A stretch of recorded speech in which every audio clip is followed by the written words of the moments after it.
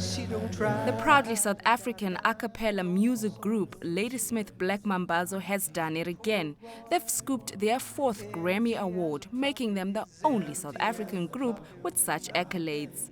We're very happy about winning the 4th Grammy because it means that the people are still accepting the music, they're accepting the culture of South Africa that we're trying to spread to the country, to the world. It's unbelievable, and for the first time in Africa, it's the first time we're having a group that won four Grammys. And that simply tells us how authentic and unique our cultural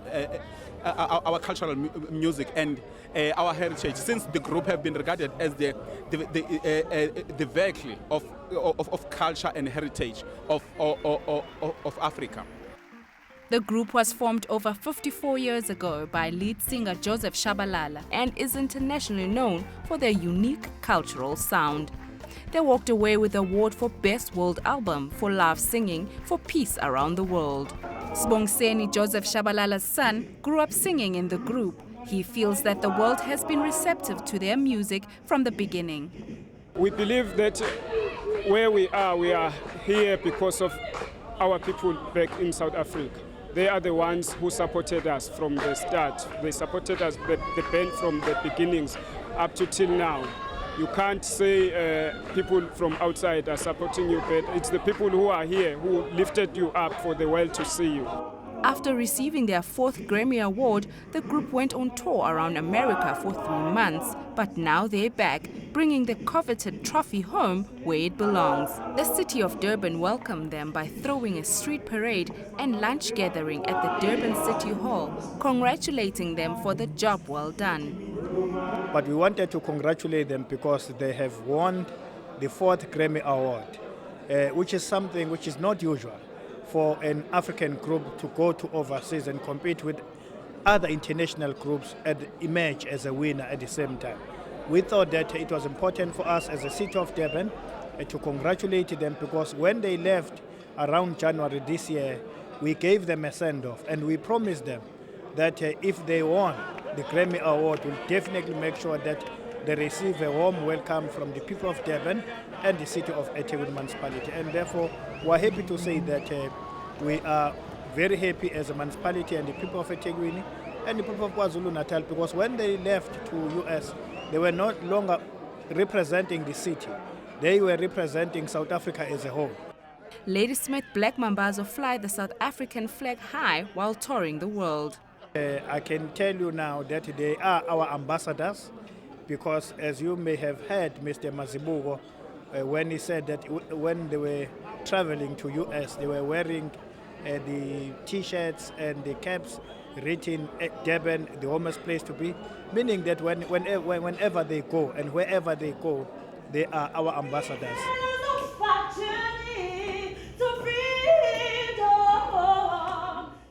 The group has big plans to keep their traditional brand of music alive and spread it across the world. We started a Mambazo musical. It's a theatre musical that tells the story of Ladysmith Black Mambazo. It consists of 25 cast members and Ladysmith Black Mambazo as well as the band. So on the 17th of April, we'll be launching the musical at the Pretoria State Theatre. It's going to run from the 17th of April until the 11th of May. So we are now taking this music, the history, back to the people. We want young people to know the story of Ladysmith Black Mambazo, because with music only, you cannot tell the story and the musical journey of the group.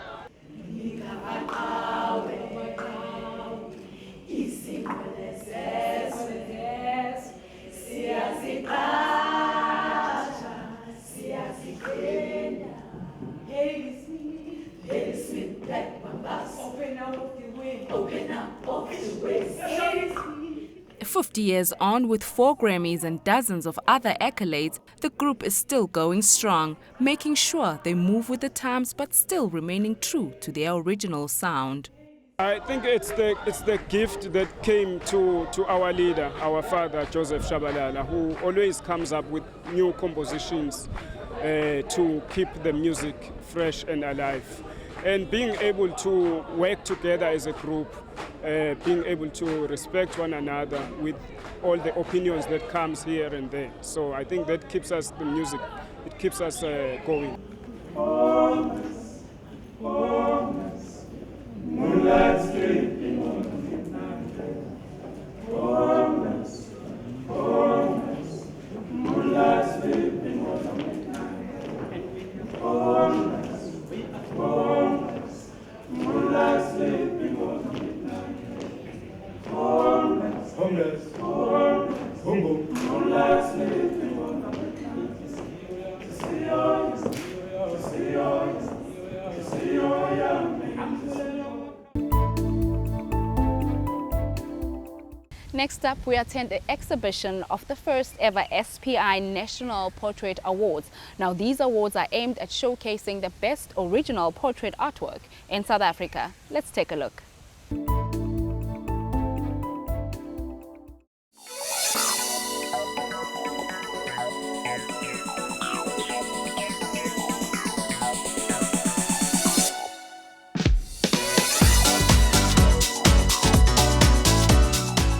The KwaZulu-Natal Society of the Arts Gallery played host to the SPI National Portrait Award exhibition. The awards have been running for a year now and aims to showcase original portrait artwork of artists in South Africa.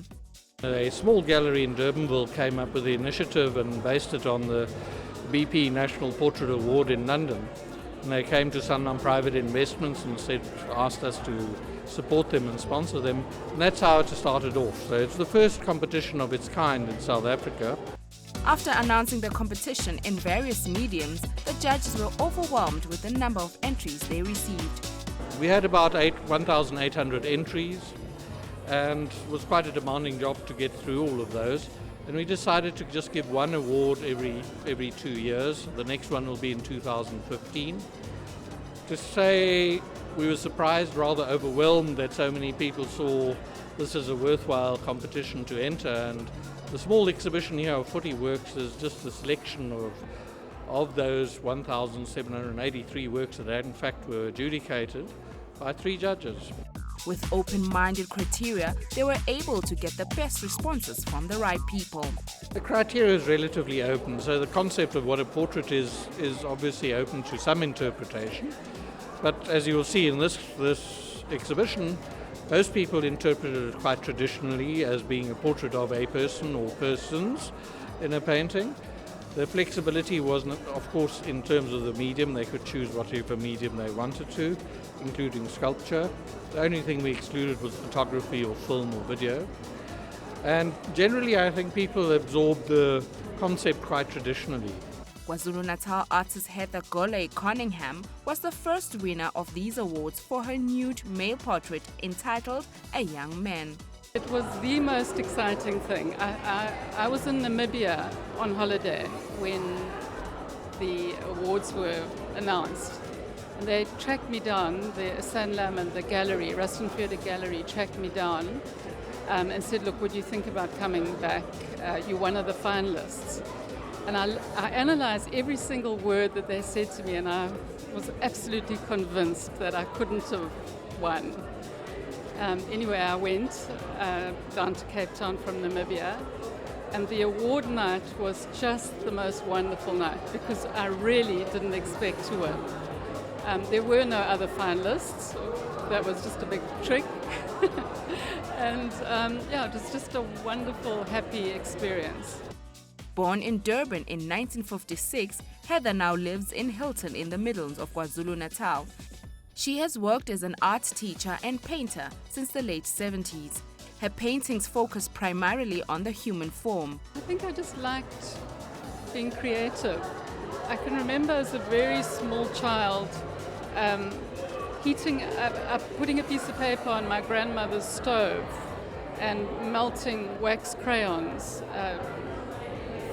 through the heat of the stove onto the paper. And I just remember loving the colors and the process of making marks with crayons. But I don't know, I always did creative things. Heather says her passion has carried her through the years and she is happy for the affirmation she got from these awards. Well, it was so well advertised, and I'd had 2 exhibitions in 2012, and through all of my paintings depict people. And because of that, a number of people said, look, think about this exhibition, think about this competition. And I actually did a painting with the idea of possibly submitting it. And I wasn't entirely happy with it. And I had already done another painting, the painting of my mother. And I thought that was actually better than the one I'd done sort of for the competition. And then I did this painting for myself. I had done a similar one, which was sold, and so I decided to do another one for me. And when it came to submitting it, I thought, well, let's just submit it and see what happens. And so I submitted 3 paintings, and the one that I did for the competition didn't make it. And so I think they, as far as I'm concerned, they chose the best works of mine. She says she wasn't sure if this painting was going to be accepted because of its content as a nude painting. Well, I've been working on a number of nude paintings, and all of people that I know well. And as I say, I had done another one of this particular model, and I just thought it's somebody that I know well, and there's an attitude in it which interested me. And I think he's a very beautiful young man. Sanlam Private Investments says most of their clients are art lovers, which made it easier for them to become partners in these awards. I think in particular this competition talks about South Africans as they see themselves, as individuals or as groups. And I think it gives a certain nuance to the identity, but also gives people the self-confidence to show themselves. And the company, Sanlam Private Investments, is involved with the individual. And I think the most clearly way to express that is to represent yourself or represent people you know. And I think for Sanlam, this is perhaps the most ideal way to get in touch not only with South Africans generally, but with individuals, and the notion of what individuality is, what is it that makes the person, and the portrait is perhaps the most or the best way to do that. Paintings from the awards get collected and exhibited in various galleries in South Africa, giving artists exposure and platform to sell their work. The awards will take place every 2 years moving forward. There was such interest shown in this exhibition, so many works submitted, that it shows that there's a need for something like this. And I think also, I was also pleased that this strange sort of genre of portraiture, which is a very ancient tradition, is still relevant. And I think it gave it status, this funny thing that people feel the need to do, which is not necessarily cutting-edge conceptual art. So that was good. I would love someone to have the experience that I have. You know, I'd love somebody to be encouraged in the way I was and have that wonderful, positive experience.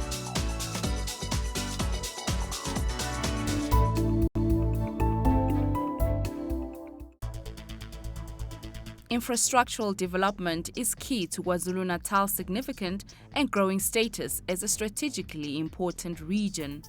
The Durban Trade Port plays a vital role in facilitating this growth. The launch of the Namek factory that will be housed at the Durban Trade Port is another wheel that moves the vehicle forward. I met the Namek group, I think it's 2 years ago, when I joined the Department of Economic Development. Basically, they came to see me because they wanted support. They identified themselves as a Black-owned consortium wanting to be a key player in the ICT space. Namek is a leading small, medium and micro enterprises electronics industry body in South Africa. They offer the electronics industry, in particular the black owners of SMMEs, a collective voice and an enabling environment for their businesses. Today's event was to commemorate the building of our first plant in South Africa, whereby Skyworth is gonna supply NAMEC with technology. We're gonna be manufacturing set-top box, smart meters, cables, antennas, and we will be employing local people to do the projects within that.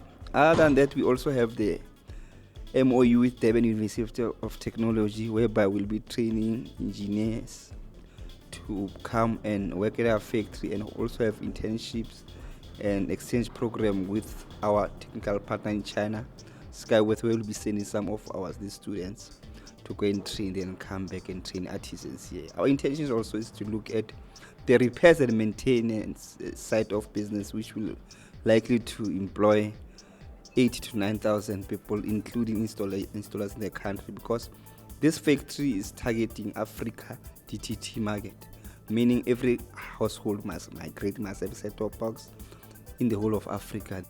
Digital terrestrial television is an evolution of broadcast television from analog to digital format. Set-top boxes will convert the digital signal into a readable format for analog televisions. The migration to digital television is being undertaken worldwide.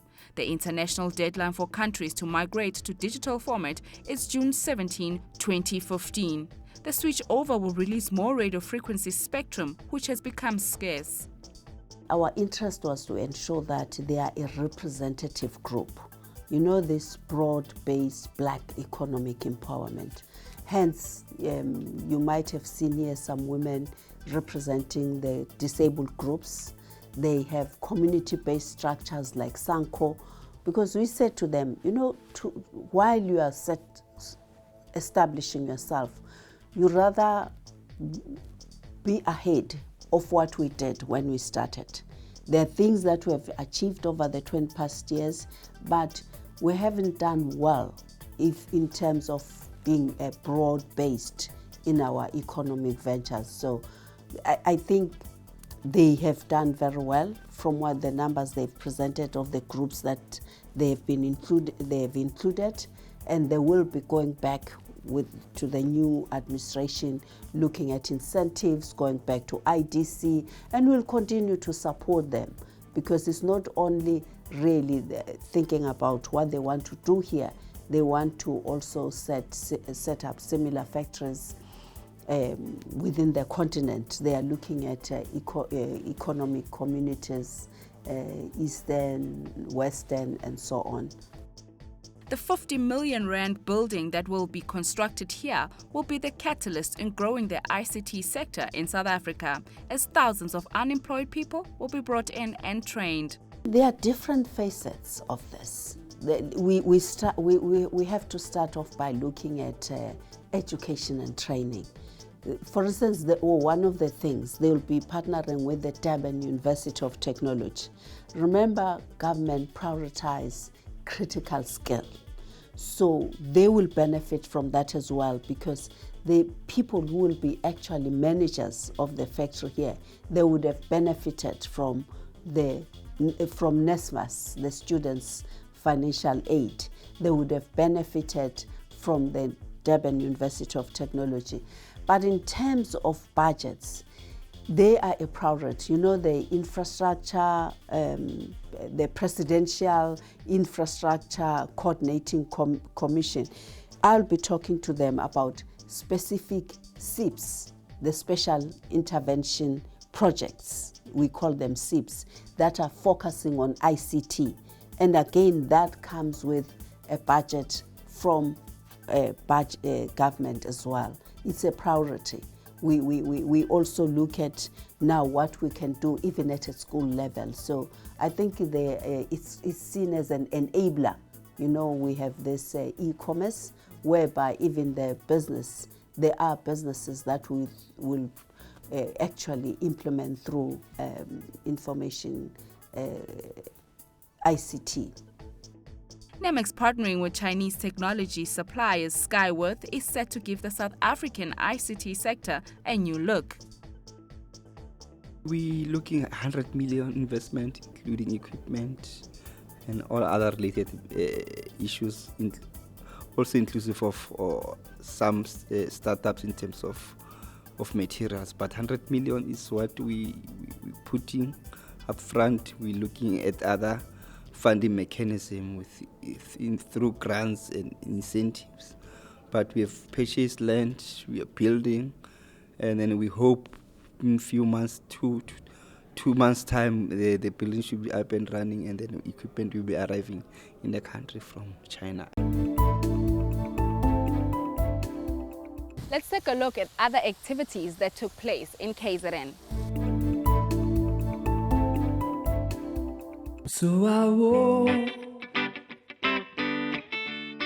Ion KZN attended the launch of the Durban Fun Season campaign initiated by the Durban Chamber of Commerce and Industries Tourism Forum. The fun season started 3 years ago. It's a partnership between Durban Tourism and the tourism industry in the city of Durban. It's all about marketing the destination both to local tourists and also to international tourists. Obviously, we look into our key source markets, and within South Africa, one of our key source markets is the province of Gauteng. So it's a partnership. It's about selling the destination during the winter season. So during the winter season, we want to bring in more people to the city, because of the advantages that we have compared to other coastal cities within South Africa. So the packages, they're about accommodation, it's transport, it's entertainment, and other destinations within the city of Durban. The campaign offers packages, specials, events, and promotional information on all the city has to offer.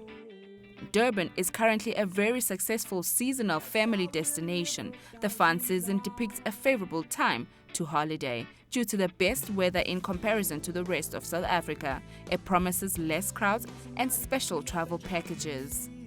This is a seasonal campaign. Yeah, it's for winter. So it's starting in April until the end of July. But the targeted months, it's June, July. So we want to tell people about what will be happening in the city of Durban between the month of May, June and July, with special focus on June and July because of the winter school holidays, because Durban is a family destination. So we are giving people a special type of a short-lived experience within South Africa, and we believe that the packages that have been put together would be able to attract more people to the city. And it's also about repeats. Those who have been here before would love them to come back because we've got more to offer. And there are new experiences. If I can use the beachfront as an example, last year the beachfront was starting from the promenade, was starting from the Ushaga Marine up to Mosmapida Stadium. Now it has been extended from Mosmapida Stadium to the Blue Lagoon. So we've got a promenade that's stretched to about 8 kilometers, and it's the biggest promenade in South Africa, and it's up to international standards. Besides that, we have also established museums in the townships which are based on our history, culture and heritage. And we also have other townships, Claremont and Umlazi, as townships that are depicting the kind of a lifestyle that one would get when you come to the township. So it's a variety of things. It's townships, it's the beach, it's the city center. It's a combination of many things, plus the upgraded facilities when it comes to accommodation, mainly along the coast of Durban.